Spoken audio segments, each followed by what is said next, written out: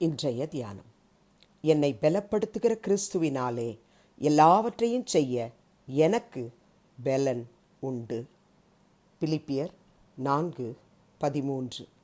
ஆண்டவரும் இரட்சகருமாகிய இயேசு கிறிஸ்துவின் நாமத்தினாலே இந்த காலை வேளையில் இன்றைய தியான நிகழ்ச்சியின் வாயிலாக உங்கள் ஒவ்வொருவரையும் சந்திப்பதில் நான் கிறிஸ்துவுக்குள் மிக்க மகிழ்ச்சி அடைகிறேன். அப்போஸ்தலனாகிய பவுல் பிலிப்பியருக்கு எழுதும் பொழுது, நான் தாழ்ந்திருக்கவும் வாழ்ந்திருக்கவும் நான் கற்றுக்கொண்டிருக்கிறேன். எவ்விடத்திலும் எல்லாவற்றிலும் திருப்தியாயிருக்கவும் போதிக்கப்பட்டிருக்கிறேன். பட்டினியாயிருக்கவும் திருப்தியாயிருக்கவும் பரிபூர்ணம் அடையவும் குறைவுபடவும் நான் போதிக்கப்பட்டிருக்கிறேன்னு சொல்லிட்டு 13ஆம் வசனத்தில் என்னை பலப்படுத்துகிற கிறிஸ்துவினாலே எல்லாவற்றையும் செய்ய எனக்கு பலனுண்டு என்று எழுதுகிறார். தான் இருக்கிற இடமோ சிறைச்சாலை. ஆனால் எழுதுகிற நிருபம் எல்லா வேர்ட்ஸையும் நீங்கள் பிலிப்பியர் 1ஆம் அதிகாரம் 1ஆம் வசனத்திலிருந்து இந்த 4ஆம் அதிகாரம் 23ஆம் வசனம் வரைக்கும் படித்து பார்த்தீங்கன்னு சொன்னால் விசுவாசிகளை உற்சாகப்படுத்துகிற வார்த்தைகளை அவர் எழுதி வைத்திருக்கிறார். கர்த்தருடைய பிள்ளைகளே, நம்ம வாழ்க்கையில் அநேக உபத்திரவங்கள், வியாகுலங்கள், வேதனைகள், குறைச்சல்கள், தாழ்வுகள், பட்டினி, பரிபூரணம் அடையக்கூடாத ஒரு நிலை, இவைகள் மத்தியிலே கடந்து போனால் நம்ம வாயிலிருந்து இப்படிப்பட்ட பாசிட்டிவ் கன்ஃபெஷன் வந்திருக்குமா? பிரியமான சகோதர சகோதரிகளே, ஆண்டவராகிய இயேசு கிறிஸ்துவினாலே எல்லாவற்றையும் செய்ய எனக்கு பலன் உண்டு என்று எப்பொழுதும் ஆண்டவராகிய இயேசு கிறிஸ்துவையே அவர் அறிக்கை செய்கிறவராக, அவரையே முன் வைக்கிறவராக, அவருக்குள் தன்னை மறைத்து கொள்ளுகிறவராக, அவருக்குள் வாழ்கிறவராக பவுல் காணப்பட்டபடினால் இப்படிப்பட்ட ஒரு டிக்ளரேஷன் அவர் சொல்ல முடிஞ்சது. நம்முடைய வாழ்க்கையில் குறைவுகள், வேதனைகள், பாடுகள், கண்ணீர், உபத்திரவம் இவைகளுக்கு மத்தியில் நம்ம கடந்து போய் கொண்டிருக்கலாம். பிரியமான சகோதர சகோதரிகளே, இதுதான் நம்ம கர்த்தருடைய பிள்ளைங்கன்றதுக்கு அடையாளமே.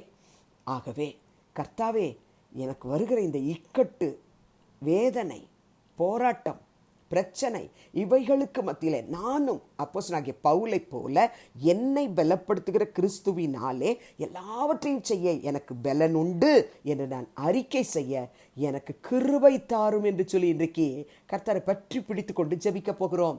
ஆண்டவராகிய இயேசு கிறிஸ்து யோவான் எழுதின சுவிசேஷம் 15ஆம் அதிகாரத்திலே மிகப்பெரிய ஆலோசனைகளை அங்கு கொடுக்கிறதை நாம் பார்க்கலாம்.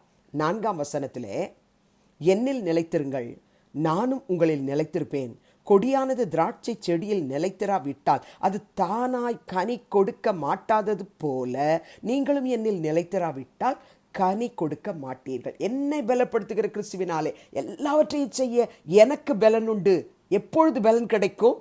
அவரில் நிலைத்திருந்தால், அவர் நம்மில் நிலைத்திருந்தால். நம்ம எல்லாம் திராட்சை செடியாகிய இயேசு கிறிஸ்துவில் நாம் கொடியாக நம்ம நிலைத்திராவிட்டால் நம்ம தானாக கனி கொடுக்க முடியாது. பிரியமானவர்களே, இயேசு அதைத்தான் இங்கு எழுதுகிறார். நீங்களும் என்னில் நிலைத்திராவிட்டால் கனி கொடுக்க மாட்டீர்கள். 5ஆம் வசனம், நானே திராட்சை செடி, நீங்கள் கொடிகள். ஒருவன் என்னிலும் நான் அவனிலும் நிலைத்திருந்தால் அவன் மிகுந்த கனிகளை கொடுப்பான். என்னை அல்லாமல் உங்களால் ஒன்றும் செய்ய கூடாதுன்னு சொல்லிட்டார். என்னை அல்லாமல் உங்களால் ஒன்றும் செய்ய கூடாது, முடியாதுன்னு நம்ம அக்செப்ட் பண்ணிக்கணும். அவர் இல்லாமல் நம்ம எந்த காரியத்தில் நம்ம சக்ஸஸை பெற முடியும்? பெரியமானோட அவர் இருந்தால் எல்லா காரியத்திலும் நமக்கு ஜெயத்தை பெற்று தருவார். இதே யோவான் 15ஆம் அதிகாரம் 7ஆம் வசனத்திலே இயேசு கூறுகிறார், நீங்கள் என்னிலும் என் வார்த்தைகள் உங்களிலும் நிலைத்திருந்தால் நீங்கள் கேட்டுக்கொள்வது எதுவோ அது உங்களுக்கு செய்யப்படும். ஆமென். கண்பார்ந்தவர்களே, நம்ம எதை ஆண்டவராகிய இயேசு கிறிஸ்துவின் நாமத்தினாலே அவருக்குள் நிலைத்திருந்து, அவருடைய வார்த்தைக்குள் நிலைத்திருந்து கேட்கிறோமோ அதை கர்த்தர் நமக்கு செய்வார், அதை நமக்கு தருவார். பிரியமானவர்களே, சரீரத்தில் பலவீனத்தோடு இருக்கிறோமா? ஆண்டவருடைய நாமத்தினாலே, நம்ம இயேசுவின் நாமத்தினாலே, அப்பா எனக்கு இந்த பலவீனத்தை நின்று நீர் விடுதலை தாரும் என்று சொல்லி கேட்கும் பொழுது கர்த்தர் நமக்கு அதை அவருடைய சித்தத்தின்படி கேட்கும் பொழுது நமக்கு கொடுப்பார். ஒருவேளை அப்போஸ்தலனாகிய பவுலை போல 3 முறை ஆண்டவரே இந்த முள் என்னை விட்டு நீங்கி போகும்படிக்கு நான் ஜெபம் பண்ணுறேன்னு கேட்டோம். பவுலுக்கு என்ன பதில் கொடுத்தாரு? அந்த முள்ளை நான் எடுத்துருவேன்னு சொல்லலை. பிரியமானவர்களே, 2 கொரிந்தியர் 12ஆம் அதிகாரம் 9-10 அதற்கு அவர், என் கிருபை உனக்கு போதும், பலவீனத்திலே என் பலம் பூரணமாய் விளங்கும் என்றார். இதுதான் கர்த்தர் நமக்கு கொடுக்கிற பதில் பிரிமான். ஆகையால் கிறிஸ்துவின் வல்லமை என்மேல் தங்கும்படி என் பலவீனங்களை குறித்து நான் மிகவும் சந்தோஷமாய் மேன்மை பாராட்டுவேன் என்று பவுல் சொல்லுகிறார். 10ஆம் வசனத்திலே, அந்தபடி நான் பலவீனமாய் இருக்கும்போதே பலமுள்ளவனாய் இருக்கிறேன்.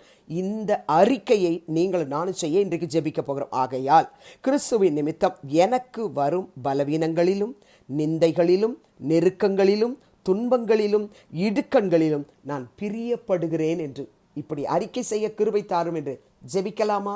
அன்பின் பிதாவை, இயேசு கிறிஸ்துவின் நாமத்தில் உடைய சமூகத்துக்கு நாங்கள் வருகிறோம். பிலிப்பியர் 4:13 ஒவ்வொரு கர்த்தருடைய பிள்ளைகளும் என்னை பலப்படுத்துகிற கிறிஸ்துவினாலே எல்லாவற்றையும் செய்ய எனக்கு பலன் உண்டு என்று சொல்லி இந்த நாளிலே ஜெபிக்கும் பொழுதே கர்த்தர் உம்முடைய வார்த்தையினாலே உம்முடைய பலத்தினாலே நீர்தாமை இடைகட்டுகிறதற்காக உமக்கு ஸ்தோத்திரம். உம்மிலும் உம்முடைய வார்த்தையிலும் நிலைத்திருக்கிற ஒவ்வொரு பிள்ளைகளுக்கும் என் கிருபை உனக்கு போதும், உன் பலவீனத்திலே என் பலம் பூரணமாய் விளங்கும் என்று சொல்லி ஆற்றி தேற்றி பலப்படுத்துகிறதுக்காய் ஸ்தோத்திரம். பலவீனத்தை குறித்து உம்முடைய பிள்ளைகள் இனி முறுமுறுக்காதபடிக்கு உமக்கு நன்றி சொல்ல, கிறிஸ்துவுக்குள் மேன்மை பாராட்ட நீர் கிருபை தாரும், ஆசீர்வதி. இயேசுவின் நாமத்தில் வேண்டிக் கொள்ளுகிறோம் பிதாவே, ஆமென். கிறிஸ்துவுக்குள் பிரியமானவர்களே, இந்த நாளிலே கர்த்தர் தாமே உங்களோடு கூட இருப்பாராக, உங்களை ஆசீர்வதிப்பாராக, உங்களை நடத்துவாராக. ஆமென்.